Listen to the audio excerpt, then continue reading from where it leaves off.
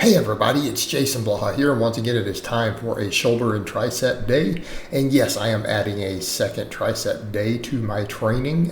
So we started off with a seated barbell press. Yes, I know last week we did the standing, got a bit of a PR on the last set. And I do tend to go back and forth between seated versus standing. I think they're both such good exercises. They both bring something slightly different to the table again, I do tend to use both.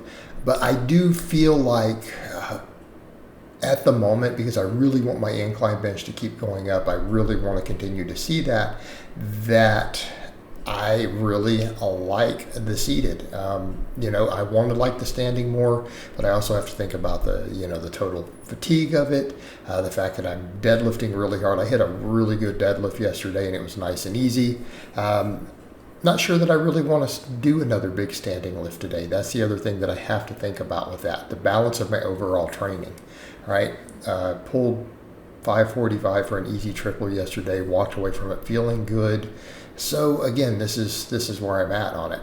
And again, I've kind of look at this footage and like, man, the waistline looks, I don't like how it's looking there with the loose skin, but kind of funny because I'm getting leaner and it's been improving, right? But that's only in that seated spot with those shorts on. Once I started standing and doing the other stuff, I'm like, man, it's looking pretty decent today. I think especially from behind. So that's the thing that I notice a little bit a lot of times with that front. Whenever my body fat drops a little bit, that gets a little squishier. But I'm noticing when I'm walking away from the camera, the lower back is tighter. So I think all that extra fasted cardio has been paying off. I feel like I'm continuing to get leaner. You guys saw this stuff yesterday, the footage getting up and down off the floor on the glute bridges. But there's what I mean, right? Everything's actually getting tighter overall. So again, it's a case of me being probably self-critical over nothing. It's all honestly doing really, really well. I need to remind myself of that. And that's something all of us have to do, when we are looking at our results and what we're doing. I think for many of us, we expect perfection all the time, right? We expect perfection all the time, those of us who pursue this sort of lifestyle. And in my case, I come from the strength background. Now I'm getting over into physique stuff.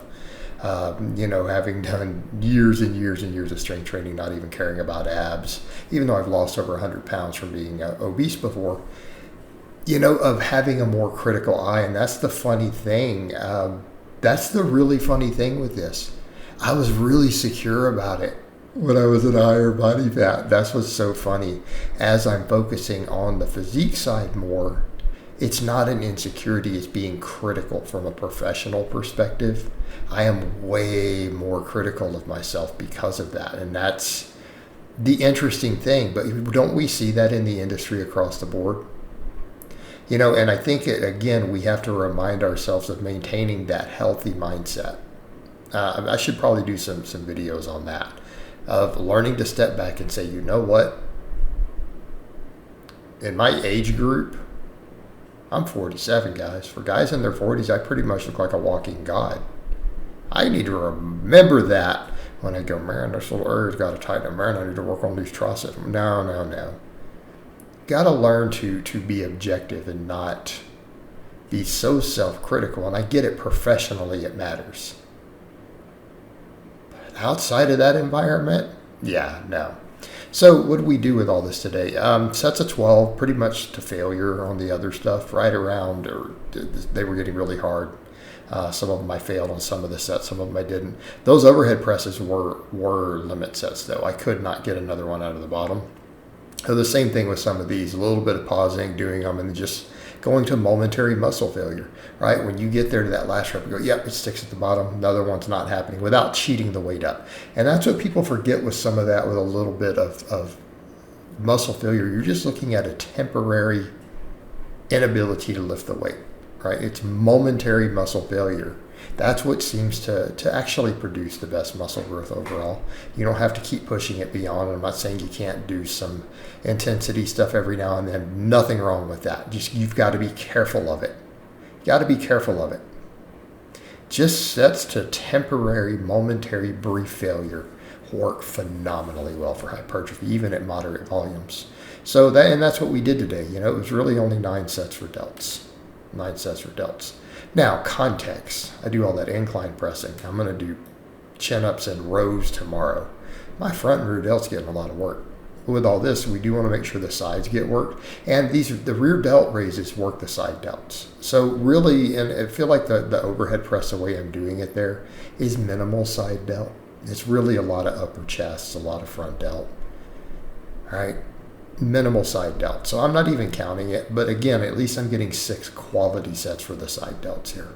6 quality sets. And that's what I'm shooting for. Other stuff is just splash over, the rowing, the overhead pressing. Then, of course, we do the neck extensions. These PR'd today. By the way, that seated press were technically PRs. I haven't done 8s on the seated with that weight.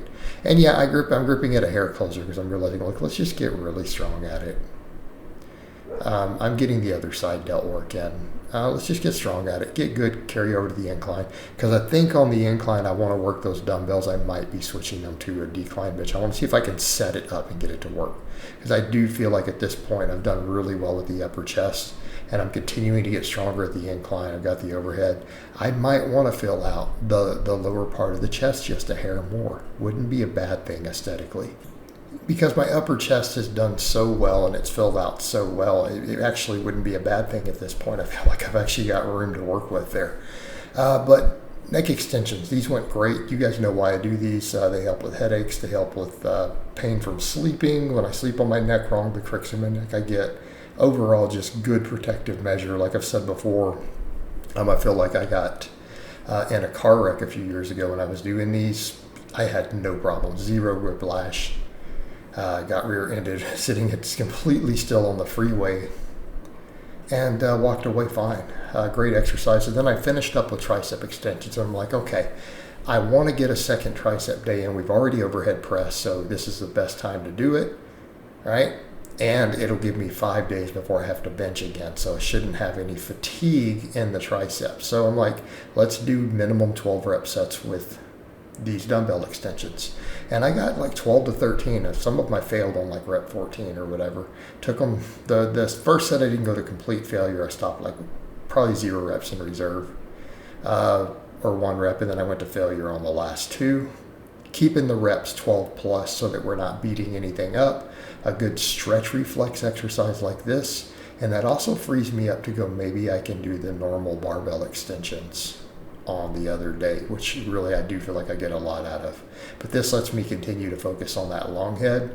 I think it'll pair really well with the overhead pressing to give me a little bit of secondary tricep stimulus on a second day, but it's spaced out far enough it's not going to interfere with my benching, because triceps are my weakest link aesthetically, I feel like, outside of needing to get leaner and getting the waistline tighter.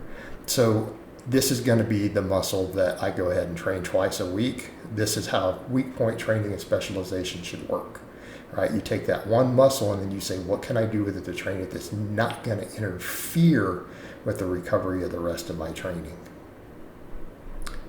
All right, guys, but that's really all I have to say on that today. I hope it's been informative, and I'll talk to you guys and gals next time.